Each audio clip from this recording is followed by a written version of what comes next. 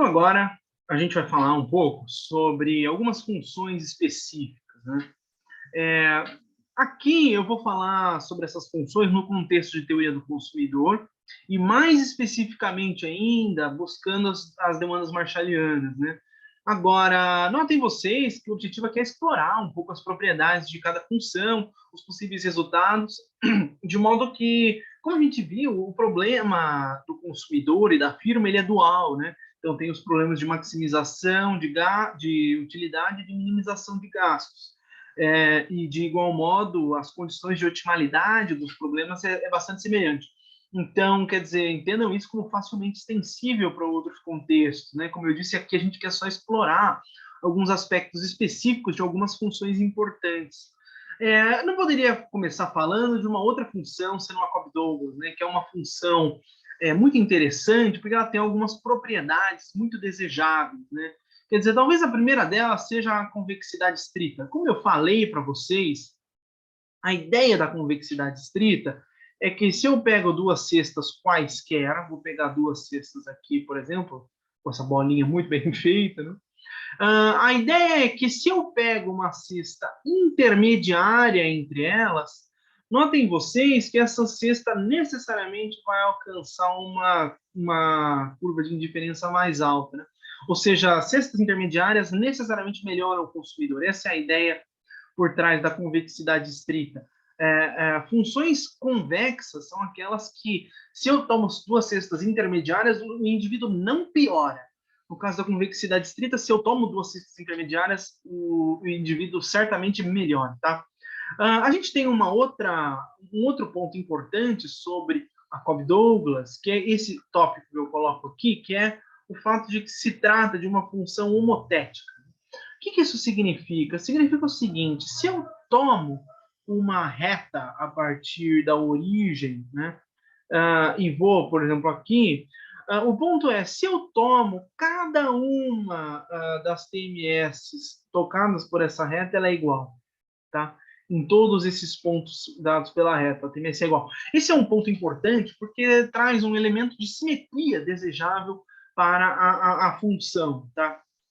Bom, uma outra coisa que vocês devem se lembrar é que, bom, se você pega a função o Cobb-Douglas e realiza o problema de maximização de utilidade, você chega nessas demandas aqui, né? Então, aqui eu estou usando uma função genérica de alfa e beta, né? Com esses expoentes não necessariamente iguais e não necessariamente somando um, pode ser que some um, até no caso desse problema não traz nenhum prejuízo de interpretação se eles somarem um. Mas aqui eu estou colocando da forma mais genérica possível. A gente chega nessas funções de demanda marshalliana, né? E uma das propriedades mais interessantes dessa função é a seguinte: o gasto com cada um desses produtos é constante, independente de preços e renda, né? O que é o gasto? Né? Pensa assim, esse PI estrela. Se eu passar esse Y para cá e o M para cá, eu vou ter que opa, deixa eu pegar uma outra cor aqui. Eu vou ter que o PY vezes o Y estrela dividido pela renda é igual a beta dividido por alfa mais beta. Tá? O que eu tenho aqui? Quer dizer, o que é o PY vezes Y dividido pelo M? É o percentual da renda que eu gasto com o bem Y. É o quanto eu gasto com o bem Y dividido pela minha renda. Supondo que seja, sei lá, 40%, alguma coisa assim.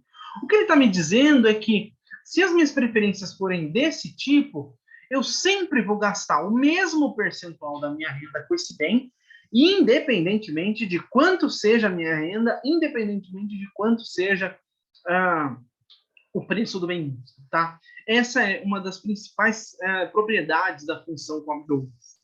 Aí a gente vem para uma outra função que é interessante, e é interessante para vocês, sobretudo, porque ela é muito utilizada no contexto de bens públicos, né? Já explico melhor o porquê, não em detalhes, evidentemente, mas que é a função quase linear. É uma função que tem esse formato, eu tenho um u de xy igual a 1v de x, uma certa função de x mais y. Esse v de x pode ser um ln, pode ser uma raiz quadrada, enfim, pode ser qualquer um, mas qual é o ponto, né? Ela tem algumas coisas interessantes, talvez a primeira delas que vale enfatizar é que ela não é uma função homotética, ao contrário da Cobb-Douglas, ou seja, Se eu tomar aqui uma radial, eu tenho que as TMS, dado que ela não é simétrica, as TMS em cada um desses pontos, ela é diferente, né? Então, quer dizer, não é preservada a característica de homoteticidade que a gente encontra na Cobb-Douglas. Um outro ponto interessante é que não tem efeito renda, né? E isso talvez seja um elemento central para que essa seja uma função tão utilizada quando a gente discute bens públicos. Mas, enfim, quer dizer, vamos pegar um exemplo prático, né, de quase linear. Suponha que eu tenho, então, a utilidade de xy igual ao ln de x, tomei um caso específico, como eu disse, poderia ser raiz quadrada, alguma coisa, um ln de x mais y. Muito bem. O que eu tenho aqui, né? Eu tenho a minha restrição orçamentária, eu quero encontrar a minha demanda marshalliana ótima. Bom, vamos admitir, então, que exista a solução inferior, né? Qual é o ponto? É que nós temos que encontrar essa solução inferior a partir daquela condição de otimalidade, né? Que é a TMS igual a razão de preços. Muito bem, a utilidade marginal do x vai ser 1 sobre x, está aqui. A utilidade marginal do y vai ser 1, não precisa pôr, né? Igual a px sobre y. Você isola o x e você chega nessa relação, né? Só que a demanda marshalliana é uma demanda em função dos preços e da renda. Bom, eu já achei aqui, né? Não preciso, como não está em função de y aqui, né? Não tem nenhum y, eu não preciso fazer mais nenhuma alteração. Já encontrei. Se eu substituir na RO, eu vou encontrar um y, que é esse aqui, né? Y vai ser igual ao m dividido por py menos 1. Quem quiser ver com detalhes, é só substituir esse x aqui na restrição orçamentária e isolar o y. Só que eu tenho um problema, né? O problema é o seguinte, lembrem vocês que o meu campo de escolha, que é isso aqui, ele está contido no Rn+, né? no octante positivo, né? O espaço dos vetores não negativos. O que isso significa? Significa que eu não posso ter quantidades negativas demandadas no bem. E aqui eu tenho a possibilidade, como tem um menos aqui, pode ser que esse y seja negativo.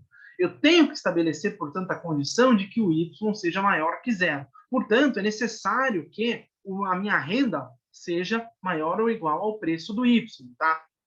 Então, o que eu quero dizer? Essa solução interior, ela é válida somente se eu tenho essa condição, tá? Da minha renda ser maior do que o preço do y. Se isso valer, então eu tenho a minha solução interior, em que o x estrela vai ser o py sobre o px e o y estrela vai ser igual ao m dividido pelo py, e isso subtraindo 1, tá? E se isso não valer? Bom, se isso não valer, significa que eu consumiria, digamos assim, que o P que não vale, né? Ou seja, a minha renda ela é menor do que o PY. Isso aqui seria um valor negativo de Y. Então, a minha melhor solução seria uma solução de canto em que eu consumo 0 unidades de Y e consumo toda a minha renda em X. Portanto, o meu consumo de X vai ser igual à minha renda dividido pelo preço de X, tá? Vejam vocês, portanto, que se eu estou admitindo solução interior, eu não tenho efeito renda. Só para lembrar para vocês da equação de Slutsky, né? A derivada parcial da minha demanda marshalliana pelo bem I, né? Em relação ao preço do I, vai ser igual ao efeito substituição, que é igual à derivada da demanda compensada em relação ao preço do I, menos a derivada, menos o efeito renda, né? Que é a derivada da demanda marshalliana em relação à renda vezes xi. Muito bem, observem vocês que eu não tenho efeito renda, porque no caso da solução interior, o meu x vai ser igual a, como é que é mesmo? É py sobre px, né? Isso, vai ser igual a py sobre px, tá? Então, evidentemente, eu não tenho renda aqui, então não tenho efeito renda, tá? Essa é, portanto, uma das características mais importantes e no contexto, como eu disse, só para fechar, né, na questão da discussão dos bens públicos, geralmente a gente está mais interessado no efeito de substituição. Então, admite-se que as preferências dos agentes da sociedade são do tipo quase linear para a gente não ter a interposição do efeito renda atrapalhando a análise e tirando um pouco o foco daquilo que a gente quer fazer, tá? Mas isso é papo para quando a disciplina começar efetivamente. Bom, Então, quer dizer, o que a gente tem, né? Um outro caso interessante é o caso dos substitutos perfeitos, né? Notem vocês que esse é um caso em que eu tenho preferências homotéticas, né? Se eu tomo aqui, a TMS vai ser igual. Mas nesse caso é um caso interessante porque ela é igual sempre. A TMS, lembra, a utilidade marginal do x1 dividido pela utilidade marginal do x2, ela vai ser constante e igual a a sobre B, né? Nesse caso em que a utilidade é AX1 mais BX2. Bom, o que, que eu tenho aqui? Né? Eu tenho várias soluções possíveis e elas vão ter relação, sobretudo, com a comparação entre a taxa marginal de substituição e a razão de preços. Lembrem que, quando a gente terminou a teoria do consumidor, eu disse a vocês que um dos casos possíveis era o de múltiplas soluções, né? Esse é o caso em que a razão de preços é exatamente igual à TMS. Vejam vocês que, nesse caso, a curva de indiferença e a linha orçamentária vão coincidir exatamente. Então, o caso é que toda solução que satisfaça a minha restrição orçamentária, ela vai ser ótima, porque ela coincide com a curva de indiferença na sua totalidade. Então, eu posso consumir tudo em X2, posso consumir tudo em X1, posso pegar, sei lá, deixa eu mudar de cor aqui, posso pegar uma cesta intermediária aqui, que vai ser ótimo, vai ser uma escolha ótima, tá? Nesse caso em que a TMS é igual à razão de preços. As coisas ficam um pouco mais divertidas quando essa igualdade não é satisfeita, quando eu tenho uma relação de desigualdade, tá? Suponha, portanto, que a gente tem o caso em que a minha TMS, aqui a TMS é o vermelho, tá? Só para não confundir vocês, e a razão de preços, a linha orçamentária é dada pelo azul, tá? Só para vocês não confundirem, tá?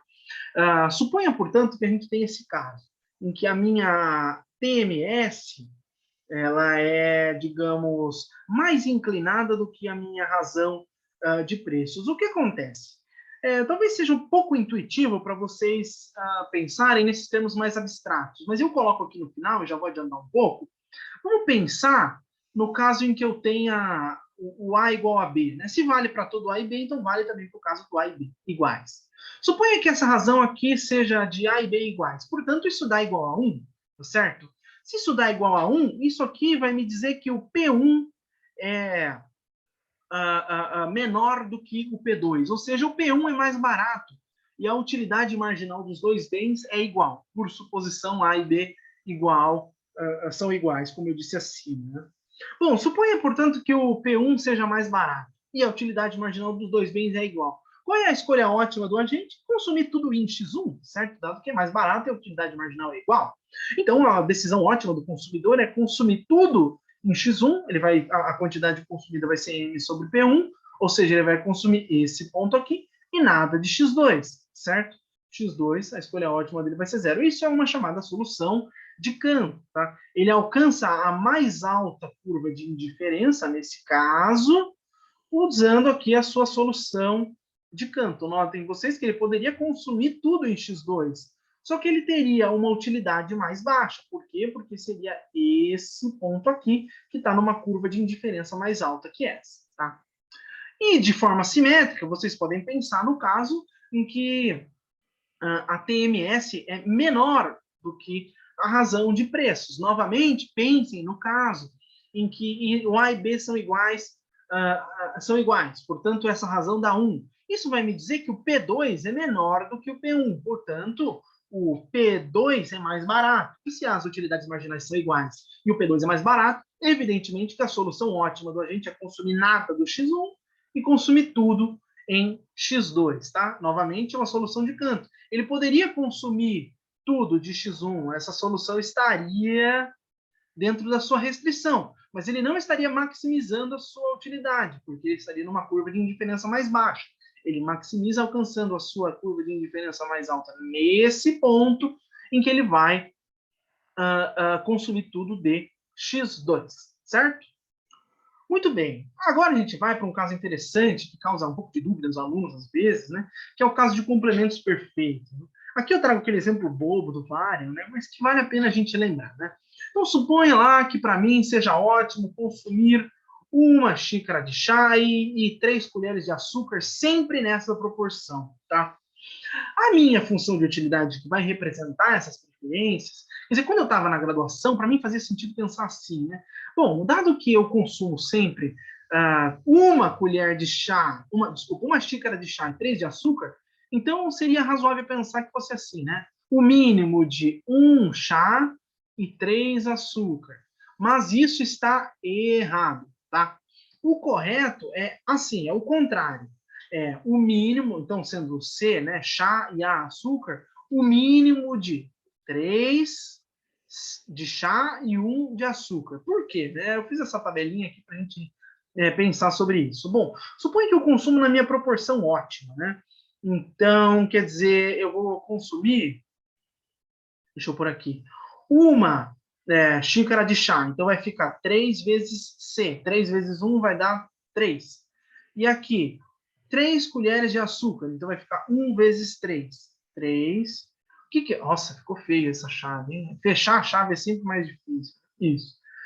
O mínimo de 3 e 3 vai ser 3, né? Então, essa vai ser a utilidade que eu vou alcançar, tá aqui. Bom, mas imagina se eu fizesse o oposto, né? Ou seja, o oposto não, se eu adicionasse mais uma xícara de chá. Só que para mim, sem ter as 3 colheres de açúcar, isso não vai me fazer mais feliz, né? Para mim, eu só fico feliz para a cada xícara de chá 3 colheres de açúcar.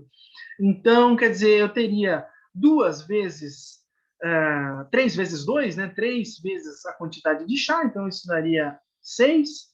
E 1 vezes a quantidade de açúcar, que é 3. Bom, o que acontece, eu vou ficar tão feliz quanto. Estou desperdiçando recurso, porque essa xícara de chá, sem as 3 colheres de açúcar adicionais, não me fazem mais feliz. Notem vocês que essa TMS, ela é ou zero, tá certo? Quando eu estou nesse eixo horizontal, ou infinito, quando eu estou nesse eixo vertical, tá? Portanto, no caso de complementos perfeitos, a taxa marginal de substituição é sempre zero ou infinito. Então, quer dizer, nesse caso, a minha escolha ótima, notem vocês que, vejam aqui, aqui eu acionei um bem que não me fez mais feliz, né? Não aumentou o meu bem-estar. Então, eu estou desperdiçando, de modo que a minha escolha ótima, ela é dada no ponto em que os números aqui são iguais, né? Então, a minha escolha ótima, qual é a minha escolha ótima? É sempre o ponto em que os dois números são iguais aqui dentro, as duas quantidades são iguais. No caso, 3C 3C e 1A. Essa é a condição de otimalidade, 3C e 1A. E, evidentemente, isso faz sentido, né? Porque a quantidade de açúcar tem que ser o triplo da quantidade de xícaras de chá. Ou, no caso, a quantidade de xícaras de chá tem que ser 1/3 da quantidade de açúcar. Talvez alguns de vocês achem que isso é claro, né? Mas às vezes os alunos ficam, mas que eu não derivo igual a zero? Bom, por um motivo muito simples. Essa não é uma função diferenciável, porque ela é uma função que faz bico, né? Quando tem esse bico aqui, a função ela é não diferenciável, é igual ao módulo de x. Né? O módulo de x, embora seja contínuo em todo o domínio, ele não é diferenciável, porque não é uma função suave. Muito embora essa função seja homotética, como vocês podem facilmente perceber. Então, colocando em termos mais genéricos, né, se eu consumo sempre, para cada, eu tenho que consumir a quantidade B de x1 e a quantidade A de x2, a minha função utilidade ela vai ser desse tipo aqui, o mínimo entre A, x1, B, x2, de modo que a minha escolha ótima, isso aqui vocês podem fazer, lembrar lá da terceira série, multiplicar em cruz, a quantidade ótima vai ser dada no ponto em que o A, x1 é igual ao B, x2, ou ainda, né, o x2 vai ser igual a A sobre B vezes x1. Substituindo isso, lembrem, gente, então, quer dizer, seja isso a utilidade do agente, seja isso uma firma que tem uma função de produção do tipo complementos perfeitos, ele é possível, tá certo? Você tem insumos que são complementares perfeitos. A condição de otimalidade é dada no ponto em que isso aqui, os dois números aqui são iguais. Lembrem disso, tá? Isso é uma condição muito importante. No caso do consumidor, é só eu substituir essa relação, né? x2 é A sobre B vezes x1, na restrição orçamentária, e nós teremos, portanto, as nossas demandas marshallianas que são dadas aqui. Tá? Então, x1 é igual a B vezes a renda, dividido por B vezes P1 mais A, P2, e o x2, simetricamente, vai ser igual a vezes a renda, vezes dividido por B, P1 mais A, P2. Penso que é interessante vocês colocarem, se colocarem esse desafio, né? Pensem no caso do máximo, né? Eu não vou dizer para vocês, mas isso fica aqui como um desafio. Né? Tentem resolver isso aqui. Isso é uma função côncava, é uma função convexa? Qual a escolha ótima dos agentes se as preferências forem desse tipo? Enfim, é solução interior, é solução de canto? Pensem nisso. Mas é só um desafio, evidentemente, para quem quiser. Para finalizar, eu vou apresentar para vocês essa função aqui, né? Que ela é um pouco feia. Né? Essa função aqui, deixa eu dar um destaque, porque tem muita conta aqui, né? Essa função aqui, a função do tipo CS, elasticidade de substituição constante, tá? Então x1 elevado a ρ mais x2 elevado a ρ, e tudo isso elevado a 1 sobre ρ, tá? O ρ tem que ser diferente de zero, evidentemente, porque tem essa divisão aqui, e ele tem que ser menor do que 1. O que a gente tem? Bom, se eu tomar as utilidades marginais para chegar na... Opa! Se eu tirar as utilidades marginais para chegar na TMS, só fazer esse monte de conta, parece uma coisa assustadora, mas não é, tá? Vocês vão chegar na seguinte TMS, essa aqui. Isso aqui. Bom, por que eu estou falando para vocês sobre essa TMS? Porque ela é um caso interessante, ela é um caso geral que nos dá várias funções, né? Notem vocês que se eu tenho esse ρ se aproximando muito de zero, a TMS ela vai ser igual a x2 sobre x1, né? Só vocês olharem, compararem aqui em cima. O que acontece? Isso é exatamente a TMS da Cobb-Douglas nesse caso, em que os expoentes são iguais, né? E daí eu vou ter esse caso de curvas de indiferença com esse formato aqui à direita de vocês, tá? Então, se o ρ chega muito próximo de zero, eu tenho uma TMS parecida não, que se aproxima da TMS da Cobb-Douglas. Agora, imaginem vocês que se eu tenho um ρ igual a 1. Bom, pela própria função utilidade, vocês podem ver que se o ρ é igual a 1, eu tenho o caso de complementos, de substitutos perfeitos. Né? Então, eu tenho que a TMS deles vai ser igual a 1, que é exatamente o caso de uma função utilidade desse caso. Né? E, evidentemente, isso funciona para a função de produção. Né? Como eu estou falando aqui, isso é generalizável para a teoria da firma também. E, por fim, se eu tenho o meu ρ indo, o ρ, lembra, ele é menor do que 1. Se eu tenho ele indo para menos infinito, eu vou ter que, a depender se eu estou num ponto em que o x1 é maior do que o x2, ou que o x2 é maior do que o x1, a minha TMS ela vai para zero ou para infinito. Né? E, portanto, evidentemente, isso equivale ao caso de complementos perfeitos. Tá? Então, só apresentando para vocês a CS, né, que é uma função muito interessante, e que ela é generalizável para os casos da Cobb-Douglas, dos substitutos perfeitos e de complementos perfeitos. Né? Então é isso, essas são as funções específicas que eu queria explorar com vocês.